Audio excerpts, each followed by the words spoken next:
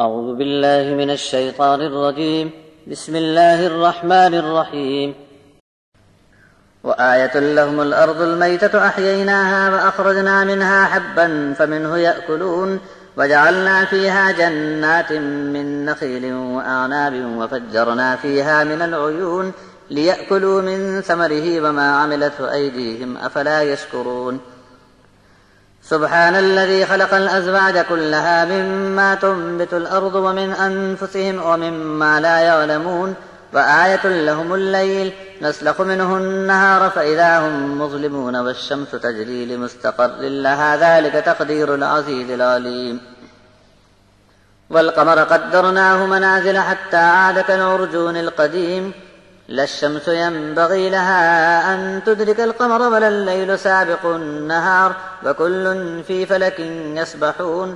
وآية لهم أنا حملنا ذريتهم في الفلك المشحون وخلقنا لهم من مثله ما يركبون وإن نشأ نغرقهم فلا صريخ لهم ولا هم ينقذون إلا رحمة منا ومتاعا إلى حين. وإذا قيل لهم اتقوا ما بين أيديكم وما خلفكم لعلكم ترحمون.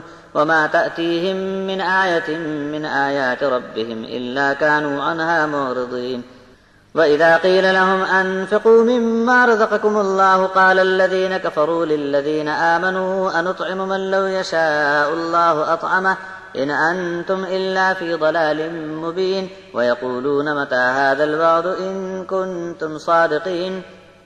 ما ينظرون إلا صيحة واحدة تأخذهم وهم يخصمون فلا يستطيعون توصية ولا إلى أهلهم يرجعون.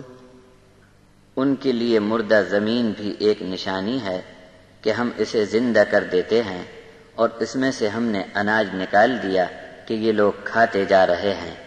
زمین میں ہم نے اناج کے علاوہ کھجور اور انگور کے باغ باغیچے بھی خوب اگا دیے اور زمین میں پانی کے جھرنے اور چشمے بھی جاری کر دیے۔ زمین کی ایسی پیداوار بھی یہ لوگ کھاتے ہیں جس پر ان کے ہاتھوں کی محنت نہیں، پھر بھی ہمارا شکر ادا نہیں کرتے۔ ہر عیب سے اللہ پاک ہے جس نے سب مخلوق کو جوڑے میں پیدا فرمایا، زمین کی پیداوار میں اور خود انسان میں بھی، اور ان تمام چیزوں میں بھی جوڑے بنائے جسے یہ لوگ ابھی جانتے نہیں۔ ان کے سمجھنے کے لیے رات بھی ایک خاص نشان ہے جس کے اوپر سے دن کو ہم کھینچ لیتے ہیں کہ یہ لوگ اندھیاریے کے گھیرے میں آ جاتے ہیں۔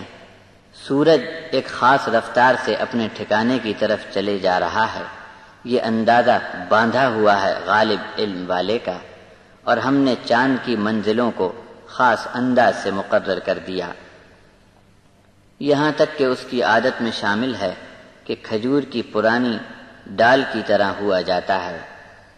سورج کے بس کی بات نہیں کہ چاند کو جا پکڑے، اور نہ رات دن کے پہلے آ سکتی ہے، سب کے سب اپنے فلک میں تیر رہے ہیں۔ یہ ایک نشان بھی ان کے لیے کیا کم تھا کہ ہم نے ان کی اولاد کو ایک بھری ہوئی کشتی میں سوار کر کے انسانی نسل کو جاری رکھا۔ کشتی کی مثال اور بھی بہت سی چیزیں ہم نے پیدا کر دی ہیں تاکہ ان کی سواری کا انتظام ہوتا رہے۔ اگر ہم چاہتے تو ان کو غرق کر ڈالتے کہ کوئی ان کی چیخ و پکار کو سننے والا بھی نہ ملتا اور انہیں اس مصیبت سے کوئی نجات بھی نہ دلا سکتا، مگر یہ ہماری مہربانی سمجھو کہ ایک وقت تک سامان زندگی برتنے کے لیے دیے جا رہے ہیں۔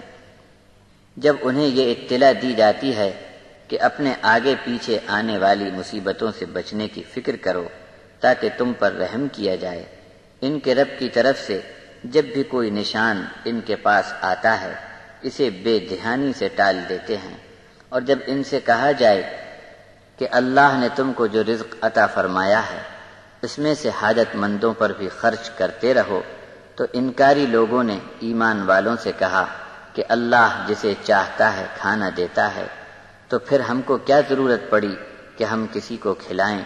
تم لوگ کھلی ہوئی غلط بات کہتے ہو، اور کہتے ہیں کہ اگر تم سچے ہو تو بتاؤ کہ قیامت کا یہ وعدہ کب پورا ہوگا؟